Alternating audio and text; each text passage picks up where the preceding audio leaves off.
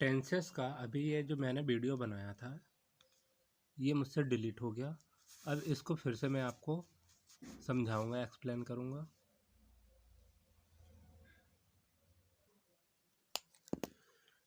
तो टेंसेस होते कितने हैं? 3 होते हैं। First present,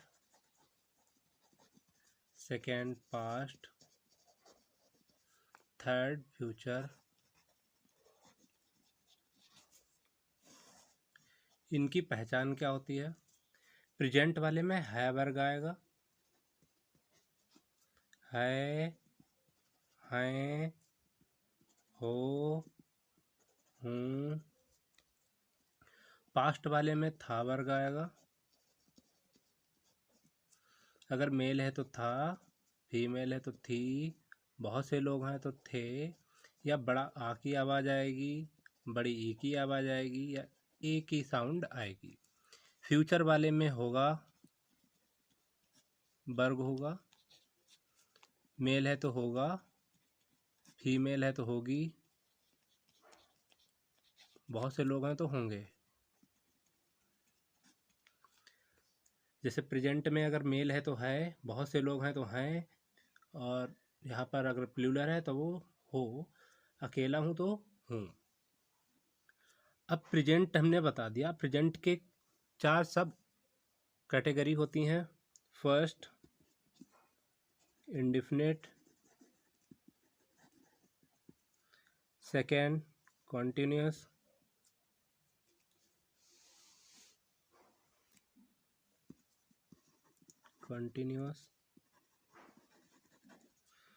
third perfect,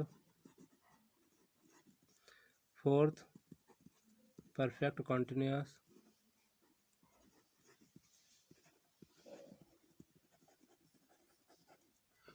indefinite की क्या पहचान होती है? इनके लास्ट में ता, मेल है तो ता, फीमेल है तो ती, बहुत से लोग हैं तो ते।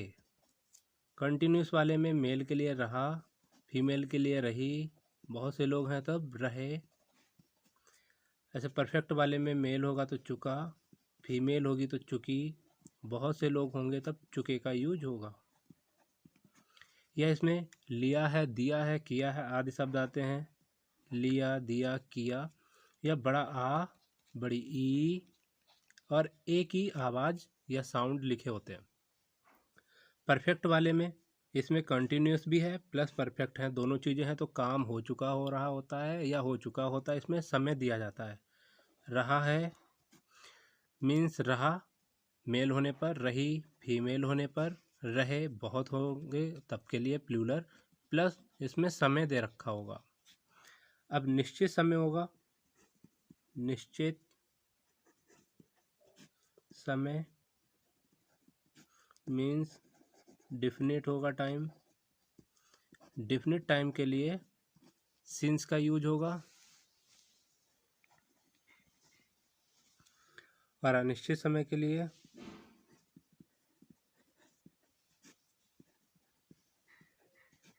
अनिश्चित समय जिसको बोलेंगे इंडिफिनिट टाइम के लिए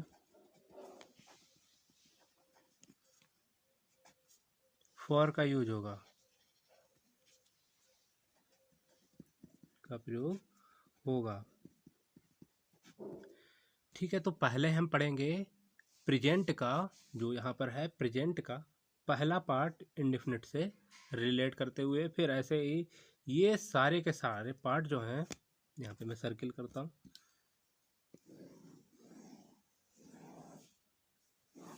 ये चारों पार्ट प्रेजेंट के लिए भी होंगे, ये चारों पास्ट के लिए भी होंगे, ये चारों पार्ट फ्यूचर के लिए भी होंगे। पहले प्रेजेंट का हम इंडेफिनिट पढ़ेंगे, फिर प्रेजेंट का हम कंटिन्यूस पढ़ेंगे, फिर नेक्स्ट प्रेजेंट का परफेक्ट पढ़ेंगे, फिर नेक्स्ट प्रेजेंट के लिए परफेक्ट कंटिन्यूस पढ़ेंगे।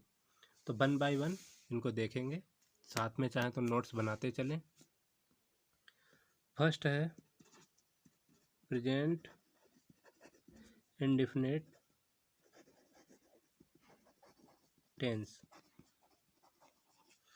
तो प्रेजेंट के लिए क्या लगाते हैं? है लगा होगा, जिसमें है लगा हो है वर्ग और इंडेफिनिट में ता वर्ग लगा होगा। ठीक है, ता वाली सीरीज होगी, ता ती ते, तो जय पहचान हो जाएगी, शॉर्ट में देखेंगे। और टेंस का मतलब होता है समय। ये मैंने अलग अलग बता दिए। अब इनकी परिभाषा देखते हैं। परिभाषा,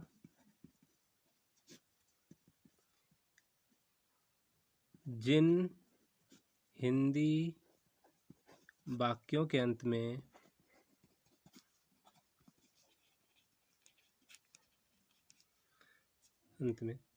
ता है, ती है, ते है, आदि शब्द आते हैं,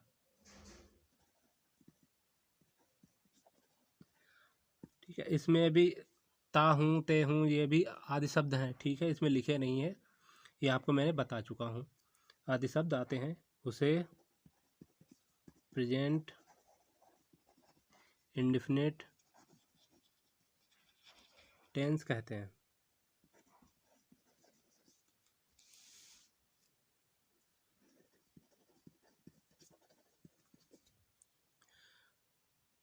अब इसमें हम देखेंगे हेल्पिंग वर्ब। वर्ब कौन कौन सी होती हैं? एक डू होती है, दूसरी डज होती है, ठीक है। डू किसके लिए यूज करते हैं? डू, और दूसरी होगी डज। तो डू यूज करेंगे प्लूरल सब्जेक्ट के साथ, प्लूरल सब्जेक्ट्स के साथ, और ये वाली यूज होगी सिंगुलर सब्जेक्ट के साथ। अब इसे आप चाहे सिंगुलर सब्जेक्ट समझ लें या सिंगुलर पर्सन समझ लें, के साथ प्रयोग होगी। बहाना आप है यहाँ पे, प्रयोग होगी।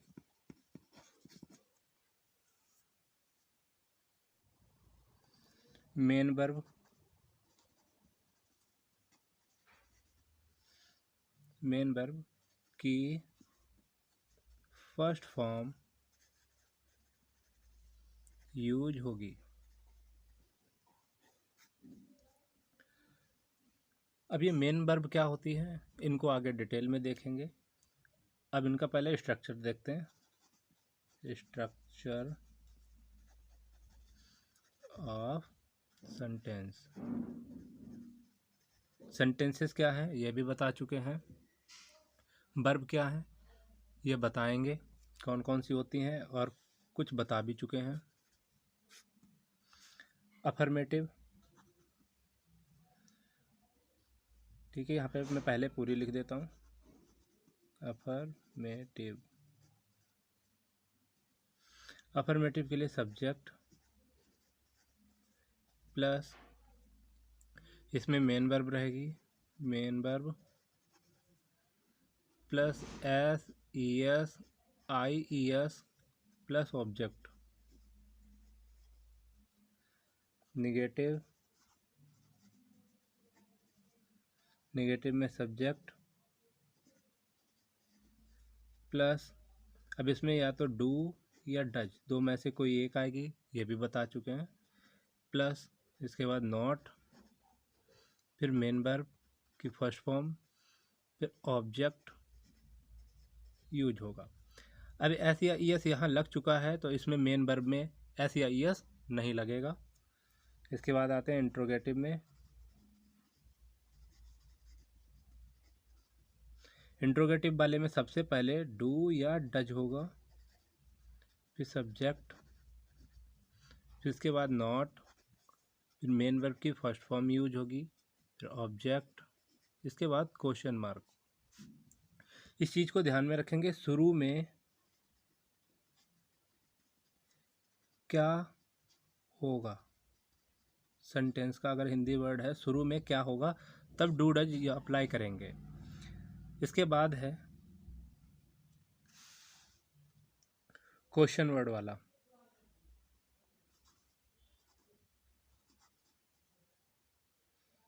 क्वेश्चन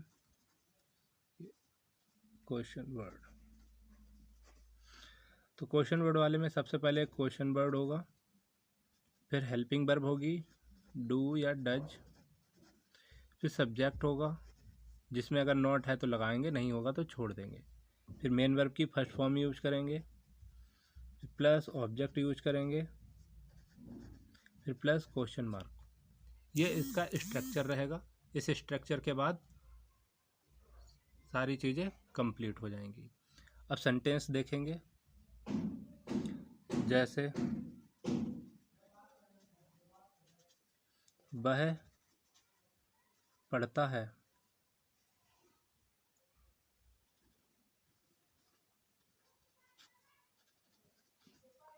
तो इसका बनेगा ही, सबसे पहले सब्जेक्ट आएगा ही, फिर उल्टी तरफ से देखेंगे क्या लिखा है, तो इसका मतलब प्रेजेंट का टेंस है। और कौन सा प्रेजेंट है, प्रेजेंट में 4 पार्ट होते हैं।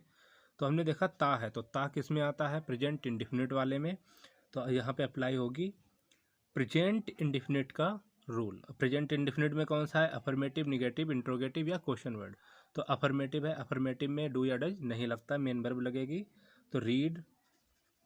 अब इसमें हमने देखा कि सिंगुलर है तो एस या ई एस लगेगा। इसी प्रकार बाकी सेंटेंस बनेंगे। सेकंड है तुम एक पुस्तक पढ़ते हो। तो सबसे पहले सब्जेक्ट शुरू में दे रखा होगा यू, फिर उल्टे से पहचान करेंगे जैसे मैथ में करते आए हैं। द्विघातीय समीकरण में ऐसे दे रखी होती थी X square A X square B X plus C. तो इसमें आगे कि पहले मल्टीप्लाई करते हैं, फिर पीछे से देखते हैं कि प्लस है तो फैक्टर ऐड होंगे, माइनस है तो सब्ट्रैक्ट होंगे। वैसे यहाँ पे भी यू प्रेजेंट है, प्रेजेंट का इंडिफिनिट है या अफर्मेटिव है तो इंडिफिनिट है। इंडिफिनिट में इंडिफिनिट का रूल लगेंगे। इंडिफिनिट में अफर्मेटिव है, निगेटिव है, इंट्रोगेटिव है, कौन सा सेंटेंस है ये देखेंगे। तो हमने देखा कि ये अफर्मेटिव है, अफर्मेटिव वाले में यू रीड। अब इसमें एस या एस नहीं लगेगा क्योंकि ये प्लूरल है, प्लूरल के साथ हेल्पिंग वर्ब में एस या एस नहीं लगता है। इसके बाद क्या पढ़ते हैं, ए बुक, ए बुक। इसके बाद थर्ड है, अगर यही निगेटिव में होता हम क्रिकेट नहीं खेलते हैं। तो इसको ध्यान रखना, बिना बिंदी वाले को है पढ़ते हैं और बिंदी वाले में हैं, नाक से भी साउंड निकलता है। तो यहाँ पर बी प्लूरल है, प्लूरल के साथ एस या एस नहीं लगेगा। फिर उसके बाद यहाँ पे हमने देखा प्रेजेंट है, प्रेजेंट का कौन सा पार्ट है, इंडिफिनिट है, किससे पता चला, तातीती से। नेक्स्ट यहाँ पे देखा कि नहीं भी है तो अब इसमें डू या डज लगेगा, तो डू लगाएंगे। नॉट, खेलने की प्ले, क्या नहीं खेलते हैं, क्रिकेट, तो यहाँ लिखेंगे क्रिकेट। इसी तरीके से अगर इंट्रोगेटिव है तो एक इंट्रोगेटिव का बना देते हैं दो। फोर्थ, क्या वह पढ़ती है, तो इसका क्वेश्चन मार्क वाला है ये। तो शुरू में हमने देखा क्या है, क्या, तो जब जिसमें शुरू में क्या होता है उसमें डू या डज से बनाते हैं। अब ये देखा कि लड़की है तो यहाँ पर सी से पहले डू या डज लगेगा, तो डज लगाएंगे, डज सी। अब ये पास्ट का है या प्रेजेंट का, फ्यूचर का, ये कई बार बता चुके, तो प्रेजेंट का है, इंडिफिनिट है, तो रीड लगेगा। इसमें एस या ई एस नहीं लगेगा क्योंकि यहाँ पर हम एस या ई एस लगा चुके हैं, इसलिए इसमें एस या ई एस नहीं लगाएंगे। इसके बाद क्वेश्चन मार्क, अगर किताब पढ़ती है तो ए बुक लगा देंगे, नॉवल पढ़ती है तो ए नॉवल, न्यूज़पेपर पढ़ती है तो ये न्यूज़पेपर। फिफ्थ है, ये ध्यान रखना शुरू में लिखा होगा, शुरू में, ठीक है, शुरू में सिर्फ क्या होगा। अब अगर यही बीच में दे रखा वह क्या पढ़ती है, तो इसमें हमें रिप्लाई करना पड़ता है। इसमें क्वेश्चन यस या नो में दिया जाता है, इसका एक हमें रिप्लाई करना पड़ता है या आंसर देना पड़ता है। ठीक है, सबसे पहले इसकी बनाएंगे, क्यों? क्योंकि ये बीच में है, तो बीच वाले के लिए रूल बता चुके थे। बीच में होने पर सबसे पहले क्वेश्चन वर्ड की आती है, फिर उसके बाद सब्जेक्ट आएगा। तो सबसे पहले व्हाट, लड़की है, क्योंकि ती लगा है, लड़का होता तो ता लगा होता, बहुत सारे होते तो ते लगा होता। ठीक है, अब ती लगा हो तो लड़की है, तो यहाँ आ जाएगा सी, लेकिन सी से पहले हेल्पिंग वर्ब आएगी, जो स्ट्रक्चर हमने पढ़ा है उसके according. What does she read, इसके बाद क्वेश्चन मार्क। बाकी एक्सरसाइज आप बनाइएगा, बहुत सारे सेंटेंस होंगे, बाद में आगे बताए जाएंगे। तब तक के लिए thanks for watching. Like and subscribe ज़रूर कर लें।